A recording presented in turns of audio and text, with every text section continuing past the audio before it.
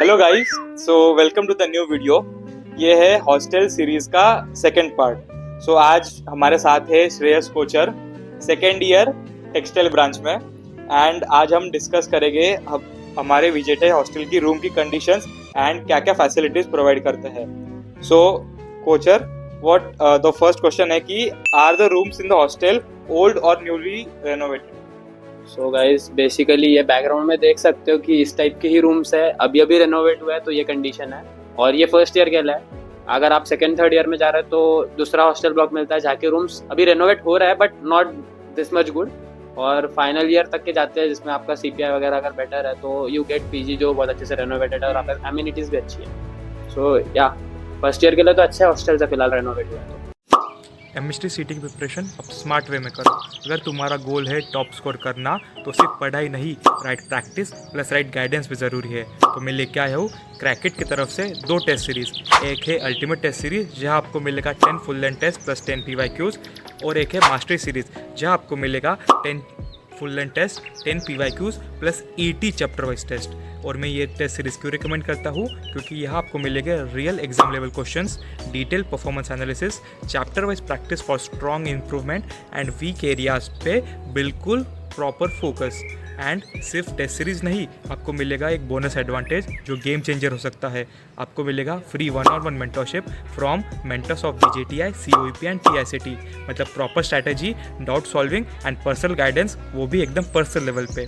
तो यूज़ करना code PNAIK15 and get extra 15% of. Start now, क्योंकि कंपटीशन ऑलरेडी टफ है।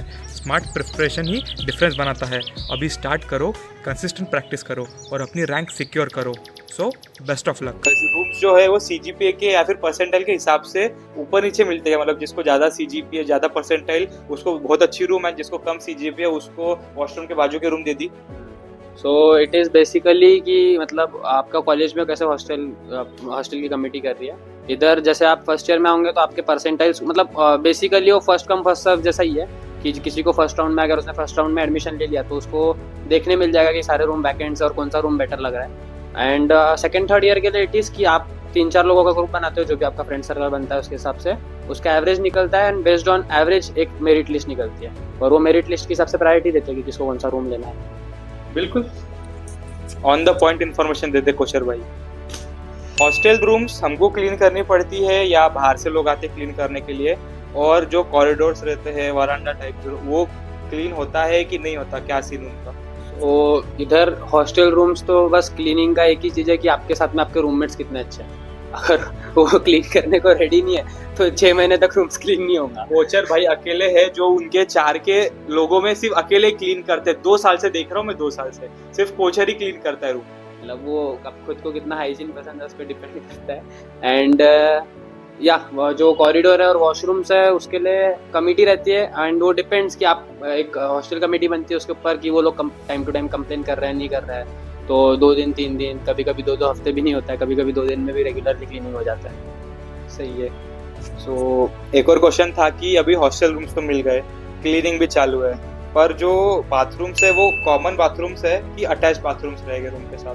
यहाँ तो सारे वॉशरूम्स कॉमन ही है, मतलब एक बड़े से फ्लोर पे 2-3 वॉशरूम। यस वो है, पर अगर आप PG ब्लॉक जाओगे, जितना मुझे पता है उधर एक साइड में कुछ रूम्स है, वहाँ पे अटैच वॉशरूम्स है, पर वो सिर्फ प्रोफेसर्स या फिर जो एकदम ज्यादा पे कर सकते हैं, शायद उनका रेंट भी बहुत ज्यादा है, एक मंथ का 18,000 या 20,000 के आसपास है, तो उसमें अटैच वॉशरूम्स है।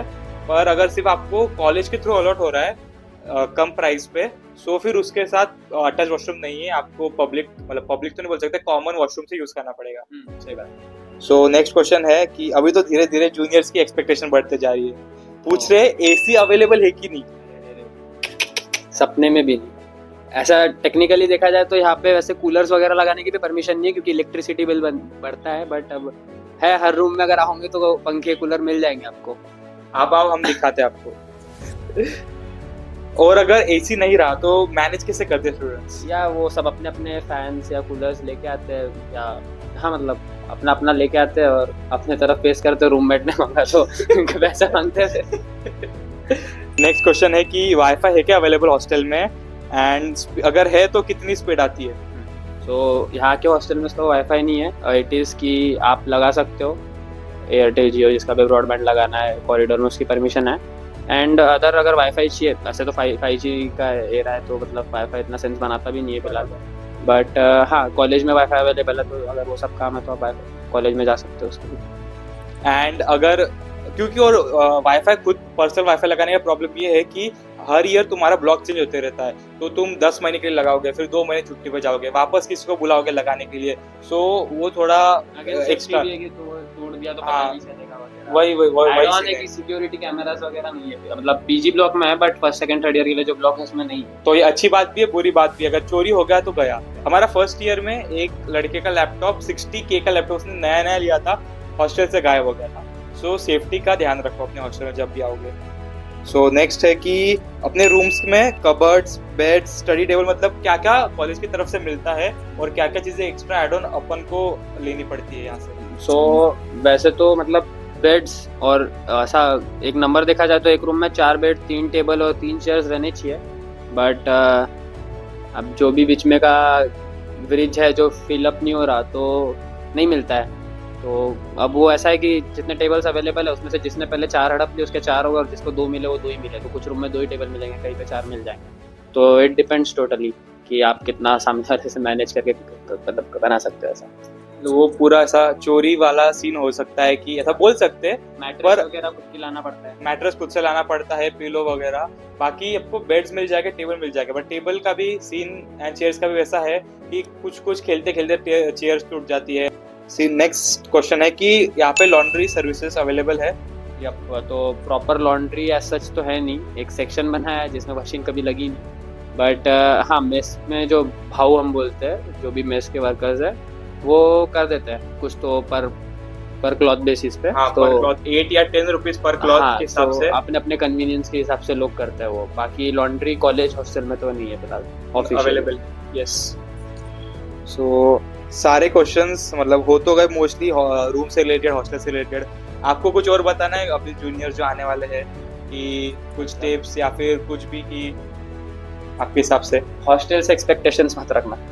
वही जो आपने एसी वगैरह बोला है वो घर के लिए ठीक है। Hostel is all about the company, आपको कैसे दोस्त मिलेंगे, कैसे लोग मिलेंगे, बिल्कुल, एंड वही फन है। बाकी मतलब आप अगर हाइजीन हो तो आपको धीरे धीरे डेवलप ही करना पड़ेगा कि यहाँ पे हाइजीन तो नहीं मिल रहा है। वॉशरूम स्टार्टिंग में बहुत इशू जाता है, बट या अगर लोग साथ में अच्छे मिल गए तो सब मैनेज हो जाता है। थैंक यू कोचर भाई, आपने इतना बढ़िया सब चीज़ों का आंसर कर दिया, सब पॉइंट टू पॉइंट बताया। एंड नीचे कमेंट करना अगर आपको कोचर भाई का मतलब ये वीडियो पसंद आया। पहले वीडियो में आए थे बच्चों ने कमेंट किया था कि श्रेयस कोचर को वापस लेके आओ, एंड अगर आपको पसंद आया तो वापस कमेंट करो, हम अगले वीडियोस में बिल्कुल फीचर करेंगे भाई को। पैसे देने लगा ना अगली बार। बिल्कुल बिल्कुल। चलो, थैंक यू गाइस।